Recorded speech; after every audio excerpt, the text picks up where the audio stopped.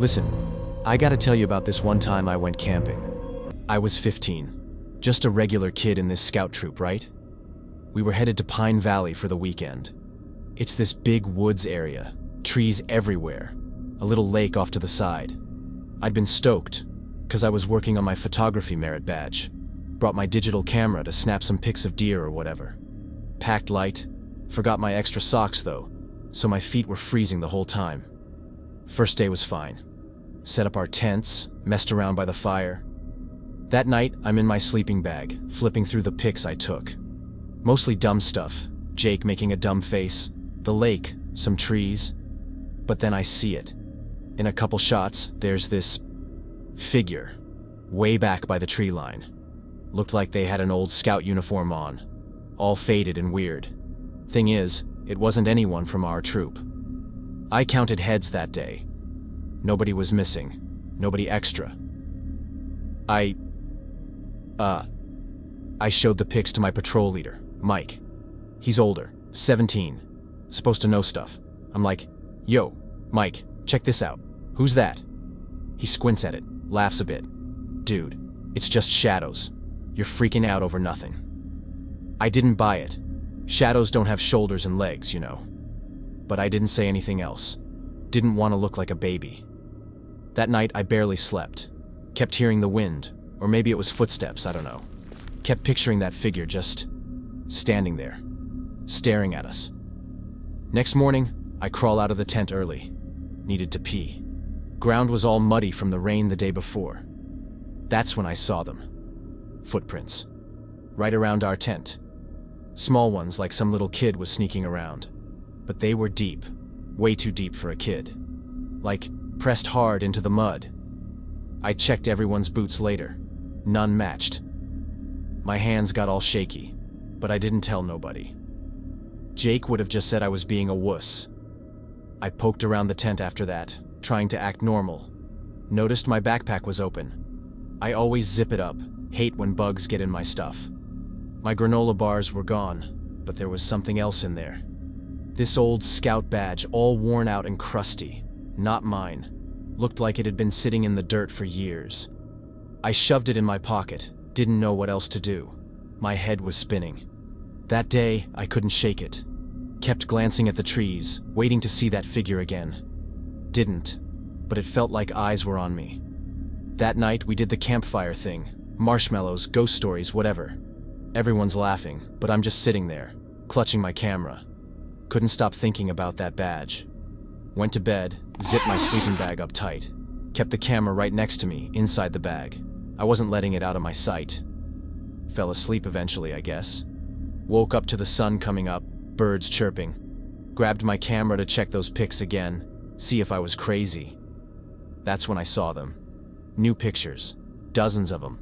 All taken at night, pics of us sleeping. Me, Jake, the others, all zonked out in our bags. Shot from inside the tent. I'm scrolling, hands shaking so bad I almost drop it. Metadata says it's my camera. Timestamps all through the night. 2:03, 2:017, 2:029, like every few minutes. But I had it with me, in my bag, all night. I didn't take those. I sat there, staring at the screen. Could see our faces in the pics, all calm and clueless. Someone, or something, was right there with us. I wanted to scream, but my throat just locked up.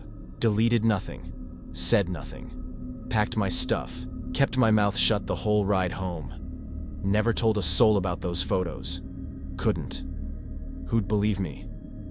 Mike would just laugh again, say I was seeing things. 2 weeks later, I told my mom I was done with scouts. She was like, "What? You love that stuff?" I just shrugged, said I wasn't into it anymore. She let it go. Camera's still in my closet. Haven't touched it since. Sometimes I think about looking at those pics again, figuring it out. But, nah, I can't. What if I see that figure in one closer than before? What if it's right behind me in the shot? I don't know what was out there in Pine Valley. A creep, a prank, something worse. All I know is, I ain't camping again. Ever. And sometimes, late at night, I swear I hear those old tent poles rattling, even though I'm in my room. Freaks me out every time.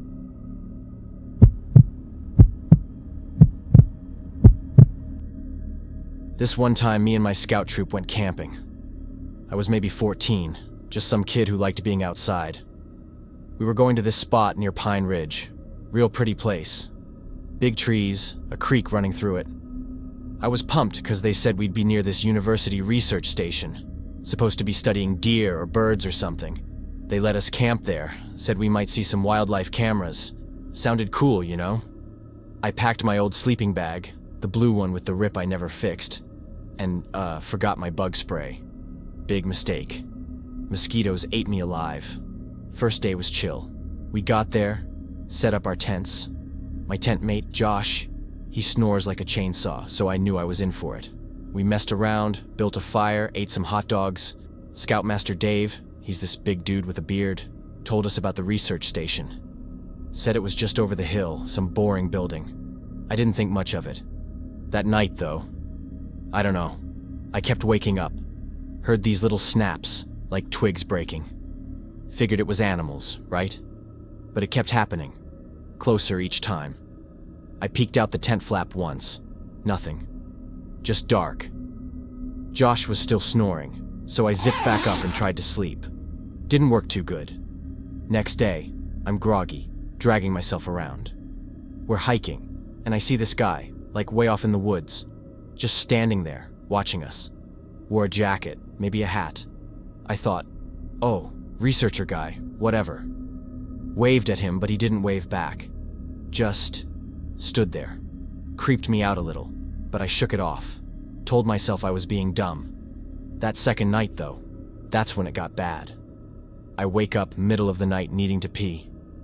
Moon's out, so I can see okay. I'm stumbling around, half asleep, and then I freeze. There's these cameras. Little black ones, stuck on the trees. Not the big clunky wildlife ones Dave talked about. These were slick, high-tech, pointed right at our tents. My heart's pounding, and I'm like, what the heck? I grab my flashlight, shine it around. More of them. All around us. I run back, shake Josh awake. Dude, there's cameras. He's all groggy. Huh? What? I drag him out, show him. He's freaked too now. We wake Dave up, and he's mad at first, like, go back to bed. But I make him look. He goes quiet, real quiet. Says, stay here, and grabs his big flashlight, heads toward that research building over the hill. He's gone forever, it feels like. Me and Josh and a couple other guys were just huddled by the tents, whispering. Finally, Dave comes back, face all pale. That ain't no research station, he says. It's empty, been empty for years. My stomach drops. He says he called the cops, told us to pack up fast. But me and Josh, we're dumb, right? We sneak over there before the cops show up. It's this old building, windows busted, door hanging open. Inside, it's a mess. Papers everywhere, some chairs tipped over. We find this desk, and there's files, like stacks of them. I grab one, start flipping through. It's got pictures of kids, scouts, not us, but other groups. Camping, sleeping, eating. Notes too, all creepy stuff like Subject 12, shy, stays near tent, or Subject 7, talks in sleep. Dates going back years. My hands are shaking so bad I drop it. Then Josh finds the worst part. This closet, full of video gear. Tapes, hard drives, cables. Hundreds of hours, labeled with troop numbers and dates. I couldn't breathe. Someone's been watching kids out here, recording us, studying us like rats. For what? I don't even want to know. Cops showed up after that. Took everything. Told us to go home. Dave wouldn't talk about it on the ride back, just stared out the window. They said it was some unauthorized surveillance, but they never told us who did it, or what happened to all that footage. Was ours in there? Are they still watching it? I quit Scouts after that. Couldn't do it anymore. Mom asked why, but I just said I was bored. Didn't tell her the real stuff. Now, sometimes I'll be home, and the wind'll hit the house weird. Sounds like those twigs snapping again. Makes me jump every time. I don't know who was out there or what they wanted with us, and I ain't ever going back to find out.